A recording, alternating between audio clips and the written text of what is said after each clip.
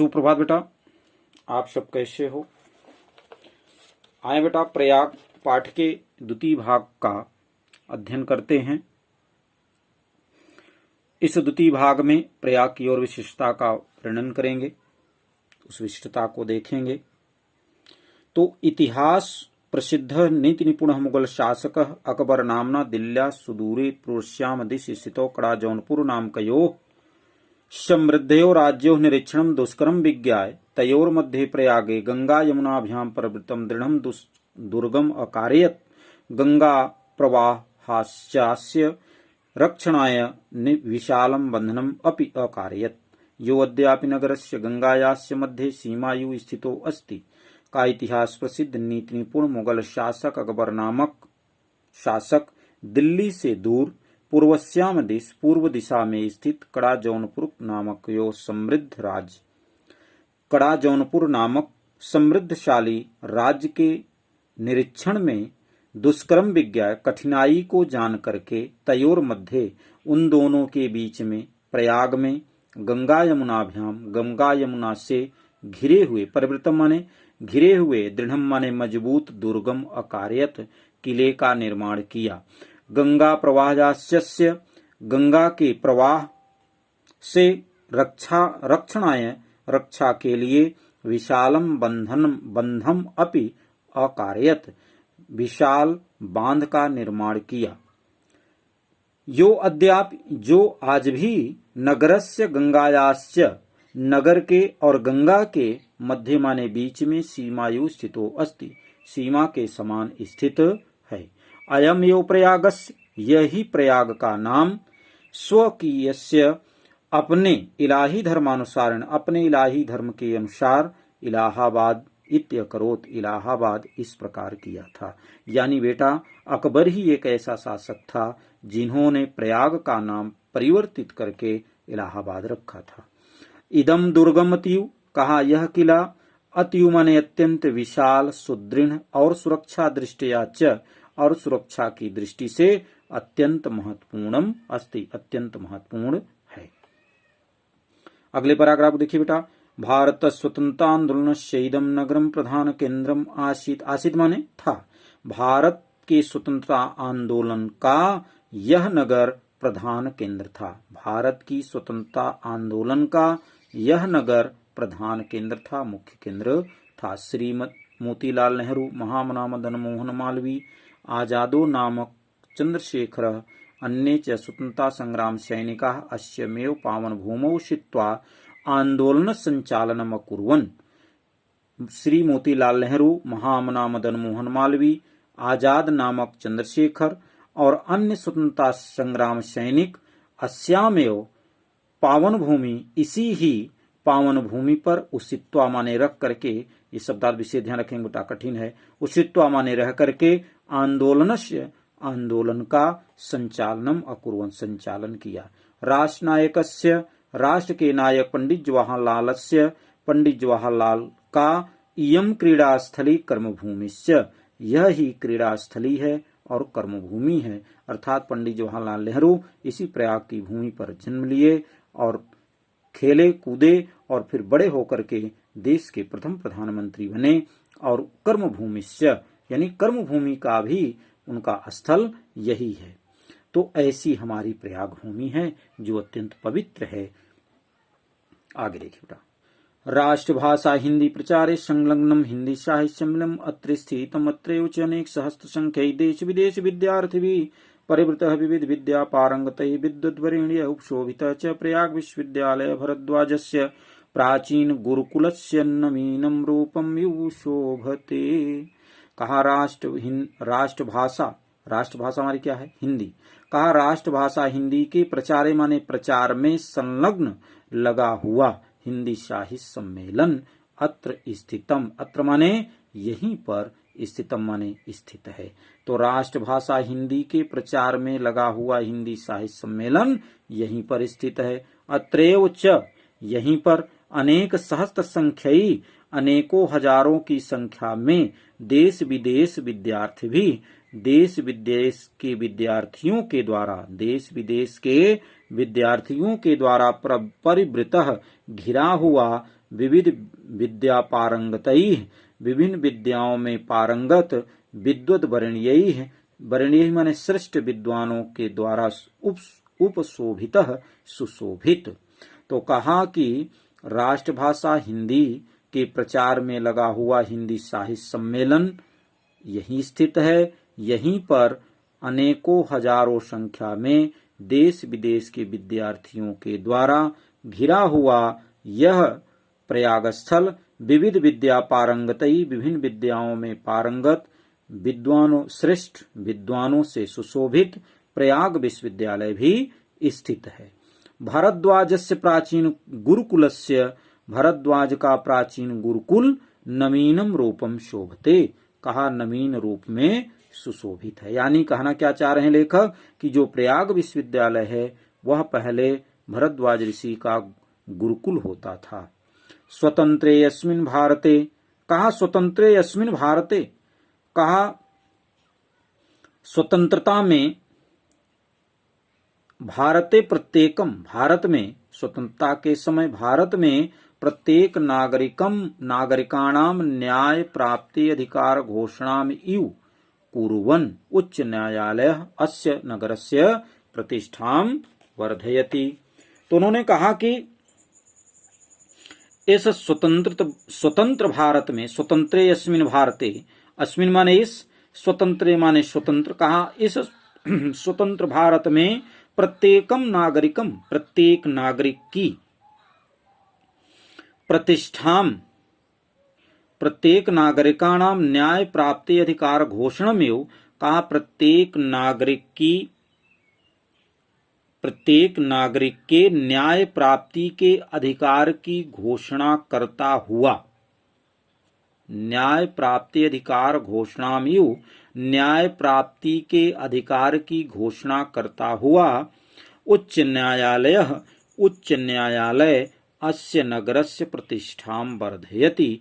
इस नगर की प्रतिष्ठा को बढ़ाता है। यानी जो हमारा उच्च न्यायालय है कहा वह भी इसी प्रयाग नगर में स्थित है। इसलिए भी इस प्रयाग नगर की बहुत बड़ी विशिष्टता है। ठीक है बेटा, अब आगे वाले पैराग्राफ को देखते हैं।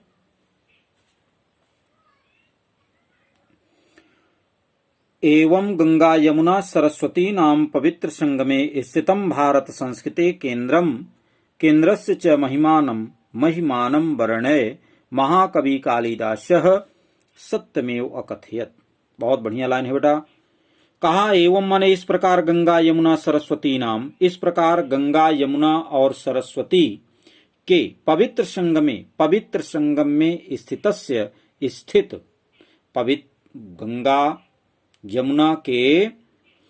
गंगा यमुना सरस्वती के पवित्र संगम में स्थित भारतीय संस्कृति के केंद्रस्य च महिमा भारतीय संस्कृति के केंद्र की महिमा का वर्णन महाकवि कालिदास सत्यमेव अकथयत। महाकवि कालिदास सत्य में ही कहा है। क्या कहा है? समुद्रपत्न्यो जलसन्निपाते ओतात्मनामत्र किलाभिषेकात् तत्त्वावबोधेन विनापि भूयस तनूत्यजां नास्ति शरीरबन्धः। समुद्रपत्न्यो जलसन्निपाते पूतात्मनामत्र किलाभिषेकात् तत्त्वावबोधेन विनापि भूयस तनोत्यजां नास्ति शरीरबन्धः। महाकवि कालिदास ने सत्य में ही इस भारतीय संस्कृति की महिमा का, जो कि प्रयाग स्थल में प्राप्त होती है, उसका वर्णन करते हुए लिखा। क्या कहा? समुद्र पत्नियों समुद्र की दोनों पत्नियों। समुद्र पत्नी माने समुद्र की दोनों पत्नियां। कौन कौन सी? तो कहा कि गंगा और यमुना के जल सन्निपाते माने संगम पर। कहा कि यहां समुद्र की दोनों पत्नियों अर्थात गंगा और यमुना के जल के संगम पर सन्निपाते, कहा समुद्र पत्नियों जल सन्निपाते, समुद्र की पत्नियों के जल के संगम पर स्नान करने से क्या हो जाता है? किलाभिषेकात, अभिषेकात माने स्नान करने से, पूतात्मनाम अत्र, कहा पूतात्मनाम अत्र माने पवित्र, पूत आत्मानम, पूत माने होता है पवित्र, पूत माने पुत्र नहीं, यहाँ पूत माने पवित्र, पवित्र आत्मा वाले। तो कहा कि संगम पर स्नान करने से पवित्र आत्मा वाले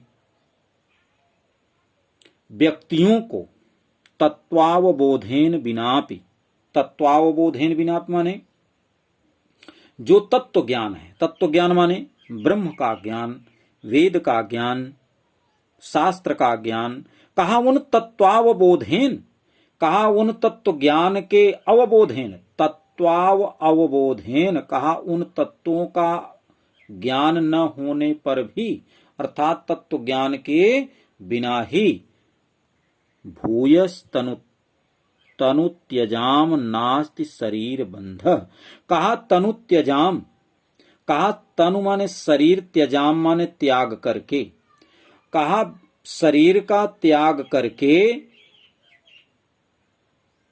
भूयस नास्ति शरीर बंध, बिनापि, कहा कि बिनापि भूयस, भूयस माने फिर से पुनः, शरीर बंध नास्ति, शरीर के बंधन में नहीं पड़ता है, अर्थात वह मोक्ष को प्राप्त करता है। फिर से देखिए क्या महत्ता है प्रयाग के दोनों नदियों, तीनों नदियों का और प्रयाग स्थल का। बारे महाकवि कालिदास जी, समुद्र पत्न्यो जल सन्निपाते पूतात्मनामत्र किलाभिषेकात् तत्त्वावबोधेन बिनापि भूयस् तनोत्मजाम नास्ति शरीर बंधः, कहा समुद्र पत्नियों, समुद्र की पत्नियों के, कौन कौन? गंगा और यमुना के जल सन्निपाते, जल में स्नान करके, गंगा और यमुना के जल में स्नान करने से, पोतात्मनाम अत्र अभिषेकात् माने स्नान करने से, पवित्र आत्मा वाले, पवित्र पूतात्मान माने पवित्र आत्मा वाले, तत्वावबोधेन शास्त्र वेद पुराण का ज्ञान न होने पर भी, बिनापि अवबोधेन, कहा बिना ज्ञान होने पर भी, भूयस फिर से, तनोत्यजाम शरीर का त्याग करने के बाद, फिर से शरीर बंध नास्ति, शरीर के बंधन में नहीं बंधता है। यानी महाकवि कालिदास जी कहना चाहते हैं बेटा कि जो मनुष्य इस प्रयाग स्थल में, इस संगम में स्नान कर लेता है तो कहा कि वह मनुष्य कैसा हो जाता है? तो कहा वह मनुष्य पवित्र आत्मा वाला हो जाता है।